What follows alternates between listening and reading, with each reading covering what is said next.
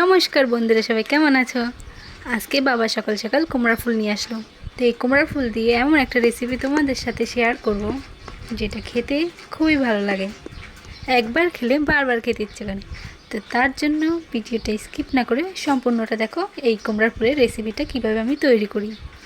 তো তার জন্য সবার প্রথমে কুমড়া ফুলগুলোকে এমন করে ওই যে ডান্ডিটা আছে, যে মানে ডাঁটার মতো, ওটা গোল গোল করে হালকা করে কেটে নিতে লাগবে। আর কুমড়া ফুলগুলোকে দেখে নিতে লাগবে যে ভিতরে কোনো পোকা বা কিছু আছে কি না। এমন করে সবগুলো কুমড়ো ফুলই কেটে নিতে লাগবে। কেটে নেওয়ার পর ওইগুলোকে 4 ভাজের মতো করে বটি দিয়ে টুকরা টুকরা করে, মানে একটু বড় বড় সাইজের করে কেটে নিতে লাগবে। আর এর সাথে ওই ডাঁটাগুলো আছে, যে ওই ডাঁটাগুলোও যেমন করে কুমড়ার ডাঁটা বা অন্য ডাঁটা কাটে অমন করে কেটে নেবে। আর ওই এর সাথে দেবে কুচি কুচি করে আলু কেটে দেবে।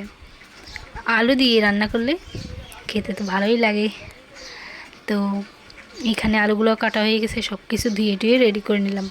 আর এই কুমড়া ফুলের রেসিপিটা তৈরি করার জন্য লাগবে পেঁয়াজ লাগবে আর কাঁচা লঙ্কা লাগবে কয়টা। তো তেল যখন গরম হয়ে গেছে, তেলের ভিতরে পেঁয়াজ আর কাঁচা লঙ্কাগুলো দিয়ে ওইগুলো ভালো করে ভাজা করে নেব। ভাজা হয়ে গেলে ওর ভিতরে কুমড়া ফুল, আলু সব কিছু দিয়ে দেব। তারপরে এই সব কিছুকে ভালো মতো একটু নাড়াচাড়া করে নেব। নাড়াচাড়া করার পর স্বাদ অনুসারে নুন দিয়ে দেব। নুন দিয়ে ওইগুলোকে নুনের সাথে ভালো করে মিশিয়ে নেব। মিশিয়ে নিয়ে তোমরা দেখবে যে এই ফুলের থেকে জল বেরোনো শুরু হয়ে গেছে। তো এমন করে একটু অল্প সময় নেড়ে গামলা দিয়ে ঢেকে দিতে লাগবে। ঢেকে দেওয়ার পর গামলাটা কিছু সময় পর উঠিয়ে দেখবে আলুগুলো সেদ্ধ হয়ে গেছে, এইগুলো অনেকটা সেদ্ধ হয়ে গেছে। তো ওর ভিতরে অল্প একটু হলুদ দিয়ে দেবে। হলুদ দিয়ে কিছু সময় একটু নাড়াচাড়া করে আবার সেম ঢেকে দিতে লাগবে। ঢাকনা দিয়ে রান্না করলে সবজিটা তাড়াতাড়ি হয়ে যায়, মানে সেদ্ধ হয়ে যায়, আবার খেতেও ভালো লাগে। তারপরে যখন এগুলো একটু ভাজা ভাজা হয়ে গেছে, ওর ভিতরে অল্প একটু সামান্য পরিমাণে জল দিয়ে দেব। জল দিয়ে একটু নাড়াচাড়া করে আবার ঢেকে দেব। ঢেকে দেওয়ার পর যখন এগুলো হয়ে আসছে, ওর ভিতরে জিরার গুঁড়া দিয়ে দেব। দিয়ে একটু সময় ভাজা ভাজা করে নেব। এখন কুমড়া ফুল আর এইগুলো সব ভাজা ভাজা হয়ে গেছে। তো এখন নামিয়ে নিলাম।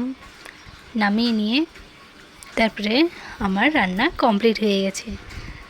তা আমার এই রেসিপিটা যদি তোমাদের ভালো লেগে থাকে তাহলে ভিডিওটাতে লাইক করে দেবে এবং কমেন্ট করে দেবে এবং চ্যানেলটাকে সাবস্ক্রাইব করতে ভুলবে না। তো এখন আমি বসে গেলাম খাওয়ার জন্য। তোমরাও বাড়িতে ট্রাই করে দেখতে পারো কেমন লাগে। কেমন লাগে না, অনেক কি টেস্টি লাগে, একবার খেলে বারবার খেতে ইচ্ছে করবে। আমার থেকে তো দারুণ হয়েছে। তো এই ভিডিওটাকে লাস্ট পর্যন্ত দেখার জন্য সবাইকে ধন্যবাদ।